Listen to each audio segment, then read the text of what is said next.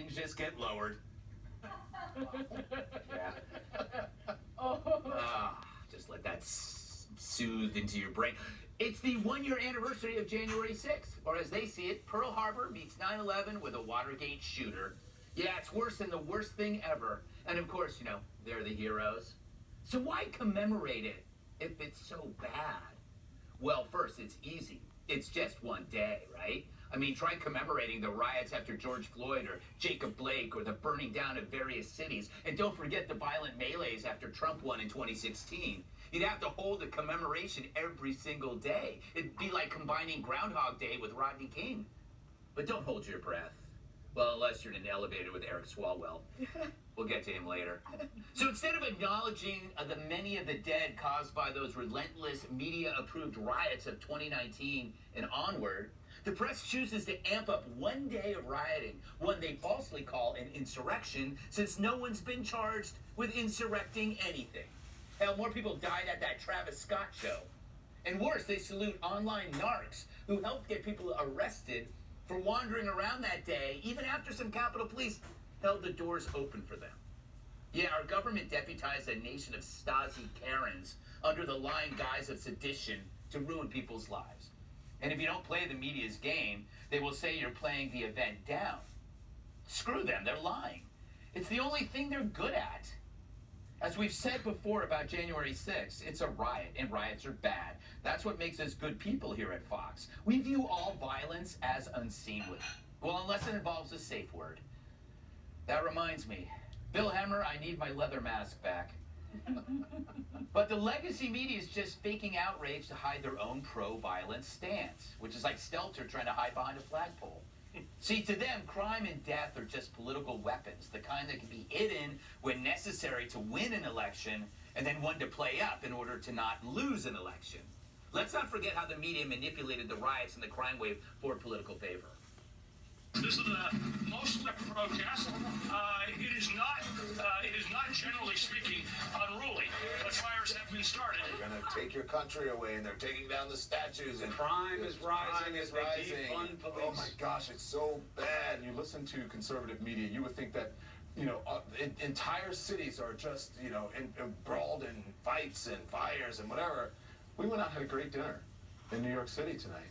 People actually walked up to us and said, thank you I watch you every night. That is so not true. No one watches you every night. Still like a Twinkie, that clip never gets old. But here's the media now. January 6th represents an ongoing threat to our democracy. What we saw a year ago today is something they see as a continuing, clear, and present danger to this country. Vice President Harris invoking the phrasing of the date that will live in infamy, Pearl Harbor, 9/11, and now January 6th. Kamala's stupidity will live in infamy. And of course there's Joe Biden, who, as left-wing-run cities burned and people died, chained himself to a basement radiator like he was a Lincoln Project intern. It wasn't until consultants told him that all this leftist violence could help Trump win that he spoke up. Barely. And yet here he is again faking concern because it takes the heat off his disastrous presidency and puts it on Trump. We must decide, what kind of nation are we going to be? Are we going to be a nation that accepts political violence as a norm? Are we going to be a nation where we allow partisan election officials to overturn the legally expressed will of the people?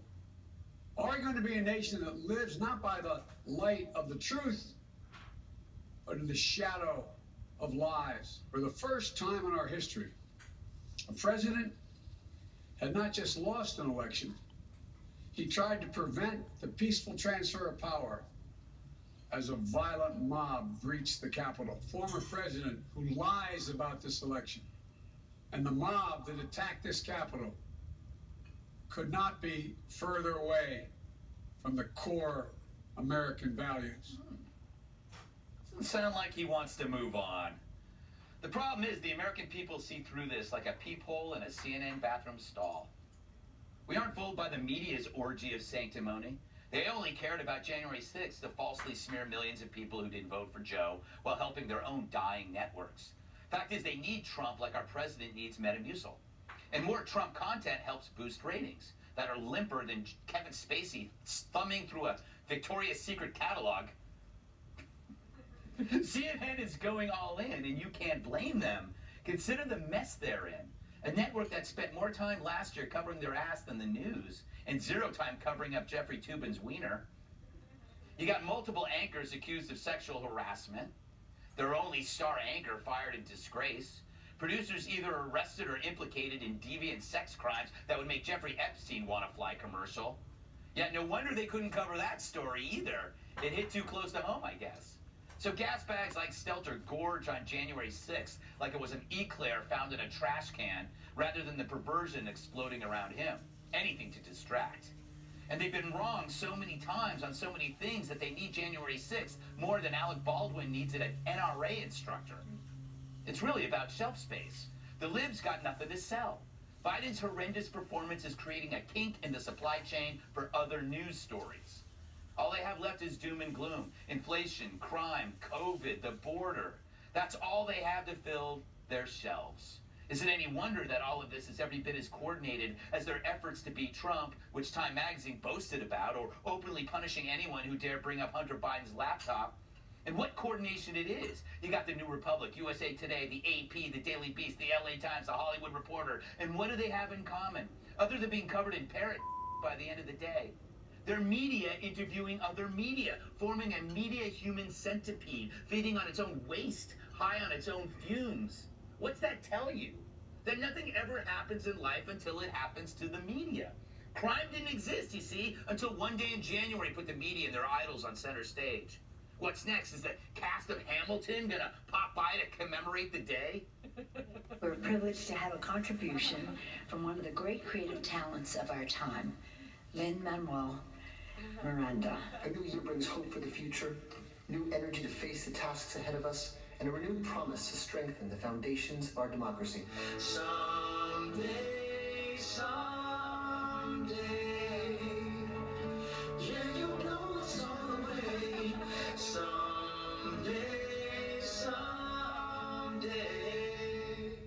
I was just joking. But yeah, it turns out they did get the cast of Hamilton. This is so... Wow.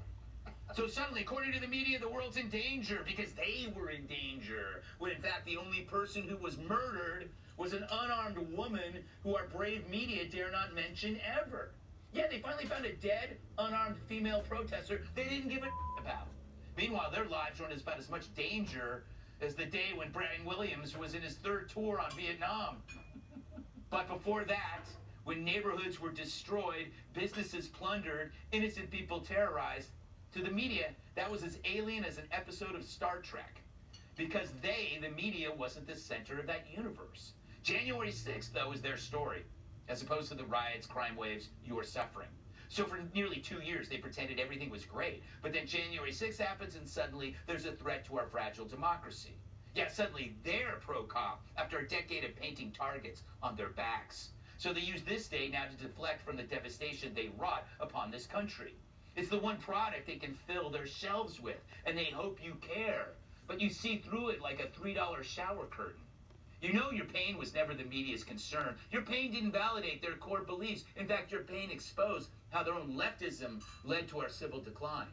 To them, authentic violence had to be buried, unless they could use it against you. You'd be a sucker to fall for this. And it's on every Republican who does. You hear that, Liz?